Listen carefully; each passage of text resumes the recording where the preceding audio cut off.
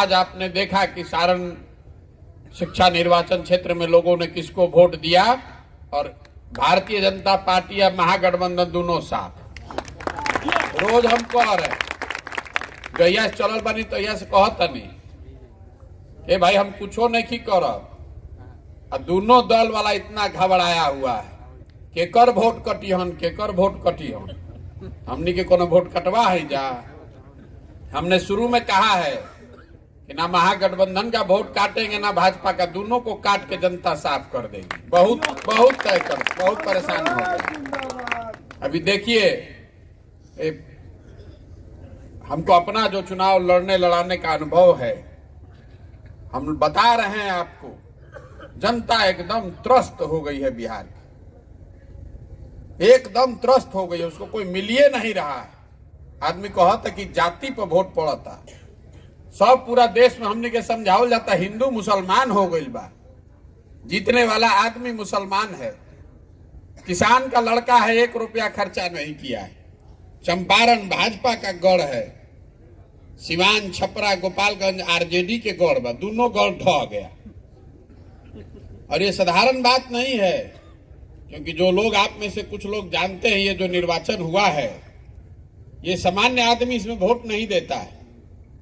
वही वोट देता है जिसको पहले से मतदाता आपने बनाया है। तो मतदाता बनैलस आरजेडी, मतदाता बनाया महागठबंधन भाजपा, वोट मिल गया जनसुराज को। हम लोग तो इसको वोट बनैबे नहीं किए। मतदाता एक भी, आप जिसको लोग ये मानते हैं कि जो मतदाता बनाता है उसी को वोट मिलता है। शिक्षक एमएलसी में तो ऐसा ही चुनाव होला। तो पूरा वोट बनाए लोग महागठबंधन वाले, पूरा वोट बनाया भाजपा, भाजपा को आया 675 गो वोट। आदमी बतियाओ था कि बाप रे बाप, इतना भाजपा के ताकत ओकरा सामने कोई खड़े ना हो सकी। ये जनता की ताकत है। कितना दिन मोदी जी के नाम पर वोट लीजिएगा, कुछ कमवे नहीं कर रहे हैं। आदमी बाप बाप कर रहल बा, सांसद सब बैठल बा, कुछो हो चाहे ना हो, अंत में जनता हमरा के मोदी जी के नाम पर वोट दइए दी। हम कल आ रहे हैं पैदल चल के, NH-19 पर परमानेंट जाम लगा हुआ है, आप लोगों को तो पता ही होगा, परमानेंट जाम लगा हुआ है। 1000, अभी आप ही लोग की चर्चा कर रहे हैं, 1000 ट्रक रोज वहां से निकल के जा रहा है। सांसद महोदय, विधायक महोदय, कोई के पते नहीं थे। सरकार सो रही है। लोग बता रहा है कि पूरे एरिया में दमा के और टीबी के रोग बढ़ गए बा, बच्चन के, बूढ़ आदमी के दमा हो गई जा, सब कितना धूल हो जा। हम चलत नहीं 2 दिन से, इतना हालत खराब बा। लेकिन देखिए यही बिहार की दुर्दशा है। वहां पर भी लोग वोट दे रहे हैं उन्हीं दलों को जिन्होंने पिछले 5 वर्ष से, हमारे लिए अकल्पनीय बात है ये, पूरे देश में हमने राजनीति देखा है। 5 वर्ष से NH-19 पर जाम लग रहा है, और भी 1-2 घंटा नहीं, सुबह से शाम तक परमानेंट। कोई एमएलए को डर नहीं है, एमपी को डर नहीं, खाली बिहार में ही संभव है। इसीलिए हम बता रहे हैं कि दोष हम लोगों का है, एमपी एमएलए के दोष नहीं थे। लाठी लेके दौड़ावे के चाहे। आदमी को होता हर दूसरा दिन भैया कोनो एक्सीडेंट में कोई के मृत्यु होता, कोई बीमार पड़ जाता तो जाम लागल बरोबर लेके नहीं जा सकत। बताई रे, घर के आपन आदमी प्रियजन कोई के मृत्यु हो गई जाम के वजह से, ओकरा बाद भी आदमी खड़ा नहीं खड़े हो, फिर जाके जाति पर वैसे ही वोट देता है, फिर जाकर धर्म पर वही वोट दे रहा है। एमपी साहब 3-3 लाख से जीत के आवत अड़न, जबकि उस सारे गांव में आदमी कहता क्या करिए भैया, बहुत माफिया है, इतना डर बा, न कोई बोली तो मारिए दिया सर। अरे कम से कम 15 पंचायत के आदमी वोट का बहिष्कार करना चाहिए। अगर आपके पास विकल्प नहीं है तो बहिष्कार कीजिए कि नहीं देंगे वोट किसी को। अगर नहीं है विकल्प तो नहीं देंगे, कम से कम अपने बच्चों के लिए इतना तो कीजिए। तो हमनियों को ही में बालू बेचे में लागल बानी जा, इसीलिए हम लोग की ये दुर्दशा है। तो कम से कम आज बिहार की जनता का एक छोटा सा सैंपल उसने ये दिखाया है कि जो मैं रोज कह रहा हूं कि आपकी चेतना दब गई है, मरी नहीं है। अगर आपको जगाया जाए, समझाया जाए तो ये सुधारा जा सकता है। आदमी कहता कि जात के छोड़ के कोई वोटे नहीं करेंगे, तो कैसे वोट पड़ा है आफाक अहमद को? हिंदू मुसलमान दंगा हो रहा बा, और जिस दिन वोट पड़ा है उसी दिन दंगा हो रहा है, फिर भी लोगों ने वोट दिया है, शिक्षकों ने दिया है वोट। तो बिल्कुल इसको किया जा सकता है। इसीलिए हम लोग ये प्रयास कर रहे हैं और आप सबसे अनुरोध कर रहे हैं कि अपने बच्चों के लिए जगिए। ये घबराइए नहीं कि यहाँ पर जाति बल नहीं टूटेगा, धन बल नहीं, सब कुछ टूटेगा। जनता के आगे कौन बल है? आप खड़े हो जाइएगा तो जाति वाला बाहुबल टिके वाला बा। बताइए, भाजपा जो कभी हारी नहीं, 30 बरस से केदार पांडे हारे ही नहीं है। हमको लोग बताया भैया उनका मृत्यु भइल बा, उनका सिंपैथी के बड़ा वोट हुई। हम रोज लोगों को समझा रहे हैं कि भाई नेता के लड़के का सिंपैथी में तो आप वोट दे रहे हैं, सहानुभूति में। आपके लड़के के साथ सहानुभूति कौन करेगा, ये ना बताइए। नेता है इतना चालाक बा कि मरते मरते भी आदमी जाके कह देते कि हमारा बाद हमारा लड़का के जितैया। अब बुर्बक बिहार के आदमी ओकरों के जितावत ही नहीं सोचत कि हमारे लड़का के जियते जी हालत खराब होकर चिंता के करी। एक बार अपने हम रोज सुबह से शाम तक यही कह रहे हैं कि नेता आपको नहीं ठग रहा है। जिस चीज पर आप वोट दे रहे हैं वो आपको पूरा पूरा मिल रहा है। आप जाति पर वोट दे रहे हैं तो जाति की चर्चा, जाति की गणना घर घर में हो रही है। होता कि नहीं के हो? रउआ वोट देता नहीं राम मंदिर पर, अब बतियावत नहीं कि स्कूल लेके, तो स्कूल कैसे बनी? वोट देले बनी राम मंदिर पर, राम मंदिर बड़ा बन रहा बा। वोट देता नहीं मोदी जी के सीना देख के 56 इंच के, तो रोज सुबह शाम टीवी पर मोदी जी के फूलल सीना लौकता कि नहीं के लौकत? रउआ वोट देता नहीं 5 किलो अनाज पर, तो बिहार में कतनो चोरी होता तो 1 किलो चोरी करियो के 4 किलो अनाजवा मिलते बा। रउआ वोट देले बानी बिजली आवे खातिर, तो बिजली घरे घर आइए गइल बा, भले भी 6,000 आओ कि 10,000 आओ। रउआ वोट देले बानी गुजरात के डेवलपमेंट मॉडल के कहानी सुन के, तो गुजरात में फैक्ट्री लगते बा, और हमार लड़का जाके या मजदूरी करते बाड़न। रउआ कौना चीज वोट देले बानी जो नहीं खे मिलत? इतने बात खाली बिहार के आदमी के समझ में आ जाए तो बस कल्याण हो जाए हमने के। जिस चीज पर आप वोट दे रहे हैं वो आपको मिल रहा है। अपने बच्चों के पढ़ाई और रोजगार के लिए वोट दीजिएगा तो वो भी मिलेगा।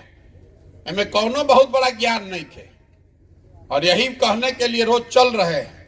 हम कोई महामानव नहीं है, नेता नहीं है, बड़का बड़का बात आदमी कहता। हम साधारण आदमी बनी जाए, साधारण घर में पैदा भइल बनी जाए। बिहार के सुधारे खातिर एगो प्रयास अपने से कर रहे हैं। आप भी लगिए, हमारे अकेले करने से नहीं होगा। एक आदमी हम कितना ही कर देंगे। अगर अपना घर परिवार छोड़ के भी साल 2 साल भी अगर चलत रहो तो कितना हजार आदमी से हम मिलो। 100-150 आदमी बैठल बानी जा। अगर हर आदमी 10-10 आदमी का भी जिम्मा ले लेगा तो 1500 आदमी को एक दिन में आप ठीक कीजिएगा। 1500 आदमी पहुंचने के लिए हमको 3 दिन चलना पड़ेगा पैदल। तो आपके बच्चे का भी भविष्य का सवाल है। खड़ा होइए, चिंता में मत पड़िए कि दल कौन बनी, एक सिंबल के होई, जेकरे के जनता चुनी ओकरे के जितावल जी। पहले कनी के हटावल जाए, पहले इन लोग को हटाइए। कि हम ना जाएंगे। जी बैठिए। तो जितना आदमी हमरा कहता के भैया बुझाते नहीं कि कब होई, दल कब बनी, टिकट केकरा के मिली। हम रोज कहता नहीं कि जेकरे जौन जनता मिल के दल बनाई वो जनता के बीच अकील बा कि केकरा के वोट, केकरा के टिकट दिया। जेकरे के समाज चुन के टिकट दी ही ओकरे के पीछे सब लोग लागी। पहले 2 लोग के पूरा एक साफ को के अब के मट्ठा डलाई। त्रस्त हो गया है भाई, जनता परेशान हो गया है। बिहार अगर अलग से देश होता तो देश दुनिया का 6वां सबसे गरीब देश होता। ये आदमी के अकील एकदम मती मारा गई बा। 6वां सबसे गरीब देश होते पूरा दुनिया में। आदमी हमरा से पूछा था भैया अरे अफ्रीका में काम के लिए बनी, अफ्रीका एकरो से खराब बा? हम आपको बता रहे हैं अफ्रीका महादेश में 54 गो देश है। वहां पर भी 4 गो 5 गो देश को छोड़ दीजिए तो सब देश का हालत बिहार से आज अच्छा है। सब देश में अफ्रीका का देश भी बिहार से अच्छा है। आज अभी जीएसटी के नंबर आइल बा तो बिहार का नंबर उसमें 28वां है। उत्तराखंड में, उत्तराखंड की आबादी बा 1.5 करोड़, बिहार की आबादी बा 14 करोड़ और उत्तराखंड में जीएसटी के कलेक्शन बिहार से ज्यादा बा। बताई भला उत्तराखंड कहिया से विकसित देश हो राज्य हो गई। हम लोग का दशा उत्तराखंड से भी 1/10 है, मतलब 10 रुपया उत्तराखंड में मिला तो हमने के 1 रुपया। महाराष्ट्र, गुजरात, पंजाब, तमिलनाडु के तो बातें छोड़ दी, लेकिन एजा के आदमी के बकैती से छूट ही के नहीं के। 2 दिन पहले के पुरान अखबार बाच के घर में बैठ के दिन भर राजनीति बतियावे के बाद करे के कुछ नहीं थे। इसीलिए ये प्रयास कर रहे हैं, जगिए, अपने बच्चों के लिए जगिए, उनके शिक्षा और रोजगार के लिए जगिए, उनके भविष्य के लिए जगिए। ना तो जात धर्म के झंडा उठा के घूमत रहो, उसे कुछ होके वाला नहीं के। घूम अब तो अपन राव लेके भोगी इहो कह के जाता नहीं। आपको बात हमारी लगेगी खराब, लेकिन अगर आप नहीं जगिएगा तो अपने बच्चे के भविष्य के लिए आप ही जिम्मेवार होइएगा, दूसरे को दोष मत दीजिए। अभी तक आप यही ना कह रहे हैं कि भैया हमारे पास विकल्प नहीं है, तो हम कह रहे हैं कि आप विकल्प बनाइए। विकल्प काहे नहीं की बनावत? आदमी कहते हैं भैया व्यवस्था नहीं थे, संसाधन नहीं थे, हमने के कोई हाथ पकड़े वाला नहीं थे। तो जन सुराज दे रहा है वो व्यवस्था, जन सुराज दे रहा है वो संसाधन। हम तो कह रहे हैं कि आप खड़ा होइए अपने बच्चे के लिए, अपने बच्चे के लिए खड़ा होइए। संसाधन का, व्यवस्था का, रणनीति का चिंता अपने भाई, अपने बेटे प्रशांत किशोर पर छोड़िए, खड़ा तो होइए। खड़ो नहीं होइएगा, सोचिएगा कि दाल भात चोखा खा के खटिया पे सुतल रही है, कोई आके मंगल ग्रह से सुधार दो बिहार। वो नहीं सुधर सकता है, सबको लगना पड़ेगा। लगिएगा तो हो सकता है। एमएलसी चुनाव जीते से बिहार ना सुधरी। ये तो एगो खाली आपके विश्वास के लिए है। जो राजनीतिक आदमी है कहता अच्छा तो बहुत बढ़िया बढ़िया बतियावत चुनाव हो तो अब न देखल जाई। तो आज वही उस पर मुहर लगा है कि चुनाव का चिंता मत कीजिए, हमको चुनाव लड़ने लड़ाने आता है। आप अपना चिंता कीजिए, खड़ा होइए, समाज में बेहतर लोग राजनीति में आए, ये जरूरी है। चुनाव तो 6 महीना में जीत लिया जाए। एमएलसी के चुनाव कितना दिन में जीतल गए? 10 दिन में। हम तो एको दिन पदयात्रा छोड़ के ना गई है, सब साथी मित्र लोग के ही जिता दिया। बिल्कुल चुनाव जीता जा सकता है। चुनाव जीतने का ज्यादा कैलकुलेशन मत कीजिए दिमाग में, कैसे जीतल जाए, कौन जात दी ही, कौन जात ना दी ही, कौन समीकरण बारे, सब समीकरण रवे बुझा दी तो फिर हमने काहे के बानी जा। आप अपने बच्चे के जीवन का समीकरण समझिए, और वो समीकरण है शिक्षा और रोजगार। ये 2 चीज होगा तो उससे आपके जीवन का समीकरण सुधरेगा। ना तो राजनीति के समीकरण बतियावत रह तो जीवन भर बतियावत रह। लैकन के दशा ये रही, लैका मजदूर बन के पूरा भारत में लात जूता खइहन। अभी महाराष्ट्र में पहले मारत रह गया, अब तमिलनाडु गुजरात में मारत और आदमी। कुछ दिन में हमने के लैकन के यूपी मध्य प्रदेश में भी आदमी मारी। सब राज्य आगे बढ़ता, हमने के पीछे और जाते नहीं। तो लैका मरहन ना। तमिलनाडु के आदमी के कोनो झगड़ा बा बिहार से? तमिलनाडु के आदमी को कोई नहीं झगड़ा है बिहार से, हम वहां रहे हैं। दिक्कत यह है कि तमिलनाडु में मजदूरी है 700 रुपया। अब बिहार का आदमी बेचारा गरीबी में जाकर वहां 400 में 500 में काम कर रहा है। तो तमिलनाडु का आदमी सोच रहा है कि यहाँ के कुल बाजारे बिगाड़ देता असन बिहार के आदमी, इसीलिए मार के भगा रहा है वहां से। तो कल यही दशा आपको यूपी में होगा। दूसरा राज्य आगे बढ़ रहा है और हमनी के जात और धर्म के नशा इतना चढ़ल की बुझाते नहीं थे। तो इसीलिए कर रहे हैं ये प्रयास। आप भी लगिए, जगिए, अपने बच्चों के लिए जगिए। प्रशांत किशोर के लिए नहीं, जन सुराज के लिए नहीं, बिहार के लिए नहीं, देश के लिए नहीं, अपने बच्चों के लिए जगिए। स्वार्थी बनिए। नेता आके कहता है भैया देश खातिर वोट दो, कोई राष्ट्रवाद खातिर वोट देता, पगला गई बनी जा।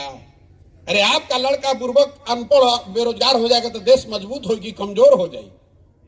अगर बिहार भर का लड़का अनपढ़ हो जाएगा, बिहार के लोग सब गरीब हो जाएंगे तो उससे देश मजबूत होगा कि कमजोर होगा? 13 करोड़ आदमी अनपढ़ हो गया, बेरोजगार हो गया तो देश उससे कमजोर ना होगा भाई। तो देश मजबूत हो खाली वोट देवे से कि आपको अपने बच्चे को भी मजबूत करना पड़ेगा। जो आदमी अपनी और अपने बच्चों की चिंता नहीं कर सकता है वो समाज का चिंता क्या करेगा? इसलिए वोट देते समय स्वार्थी बनिए, अपने बच्चे का चेहरा देखिए और अपने बच्चे के शिक्षा और रोजगार के लिए वोट दीजिए। देश की चिंता अपने आप हो जाएगी। आप बिहार को विकसित बनाइए ना तो देश को सबसे ज्यादा फायदा तो वही से बा। बिहार में अगर सबकी आमदनी 5 गुना बढ़ जाए तो देश के प्रति व्यक्ति आय बढ़ जाएगी। बिहार में अगर उद्योग लग जाएगा तो उससे तो देश को सबसे ज्यादा फायदा है। बिहार में सबसे अच्छा अगर यहाँ नालंदा जैसा विश्वविद्यालय रहे तो उससे देश के फायदा रहे कि नुकसान रहे? और वहाँ यहाँ सब स्कूल खराब हो गए तो उससे देश के फायदा होता कि नुकसान होता? हमने के तो सबके नुकसान होता। सब अनपढ़ लिखा पैदा करते नहीं, हमने के मजदूर बना के देश भर में भेजता नहीं जा। यही बताने के लिए गांव गांव जा रहे हैं, हाथ जोड़ रहे हैं, समझा रहे हैं। वोट नहीं चाहिए। आप में से लोग जो चुन कर आएंगे वोट उसी में जिसको मिले। समाज में खड़े होइए। यहाँ बिहार के लोगों में एक एक अच्छा बात है, और कुछ हो चाहे नहीं, राजनीतिक समझ लोगों में है। आप जगिए। ये जो धूल जमी हुई है, काई जम गया है आपके दिमाग पर, अपने पूर्वजों को याद कीजिए। ये बिहार कोई मजदूर का राज्य है। यहाँ भगवान को भी आकर ज्ञान मिला है। ये इतनी पवित्र भूमि है। 1500 साल तक हमारे आपके पूर्वजों ने पूरे देश का राज चलाया है, और आज हमनी के दशा हो गई कि बिहार के लेकर जाता मजदूर बन के जे जहां जाता कहता बिहारी मतलब अनपढ़, बिहारी मतलब बेवकूफ, बिहारी शब्द गाली बन गया है। तो अपना आत्मसम्मान जगाइए। आप अपने बच्चों को पैदा इसलिए नहीं किए हैं कि वो बाहर जाकर पढ़ेगा और वहां मजदूर बनेगा। इसी के लिए अपने बच्चों को पैदा किए हैं हम लोग कि पूरा भारत में घूम के हमने का मजदूरी कर जाओ। इसको सुधारिए, और सुधारने का जिम्मा किसी नेता किसी दल का नहीं है, आपका हमारा है। बिहार को सुधारना है तो बिहार के लोगों को प्रयास करना पड़ेगा। तमिलनाडु कर्नाटक से आदमी आकर बिहार नहीं सुधारेगा, और खाली बतियाने से नहीं होगा, करके दिखाना होगा। आप लोग यहाँ आए हैं, 10 बज गए, 10:15। हम ज्यादा आपको पहले बोले हैं कि आपको लंबा समय हम रोकेंगे नहीं। आप आए, इसके लिए आपका बहुत बहुत धन्यवाद। और जितने लोग हमारे साथी यहाँ पर पिछले 5-7 दिनों से लगे हुए हैं इस चुनाव में, उनको भी मैं शुभकामना दे रहा हूं, उनको बधाई दे रहा हूं, उनको धन्यवाद कह रहा हूं। और लेकिन एमएलसी के चुनाव जीते से बिहार ना बदली। एमएलसी एमपी का चुनाव आएगा जाएगा। जरूरी है कि आप बदलिए, समाज बदले, समाज की सोच बदले, तभी बिहार को हम लोग बेहतर बना सकते हैं। न तो चुनाव तो हम बहुत जीते हारे हैं। चुनाव जीतने से अब बहुत आदमी के चिंता लगल, बिहार कैसे जीतल जाइए, इलेक्शन कैसे जीतल जाइए। अरे 2015 में तो हम पूरा बिहार जीत गए थे, अभी तो जीतब कि ना जीतब। 2015 में जीते थे ना, 190 सीट जीते थे। उससे क्या हो गया? उससे बिहार सुधर गया? बिहार तब सुधरेगा जब बिहार को सही लोगों के साथ जीता जाए, एक योजना के साथ जीता जाए, संकल्प लेकर जीता जाए कि नहीं इसको 10 वर्ष में सुधारना है, और समाज उसके साथ लगे, तब बिहार सुधरेगा। आप आए, हमारी आपने बात सुनी, उसके लिए आपका बहुत बहुत धन्यवाद। एक बार बिहार के सम्मान में, इस मिट्टी के गौरव में एक नारा लगाइए। मैं बोलूंगा जय बिहार, और आपको बोलना है जय जय बिहार, जय बिहार। छपरा के आदमी आधा सुता था 2 बजे। जय बिहार, जय बिहार, जय बिहार। बहुत बहुत धन्यवाद।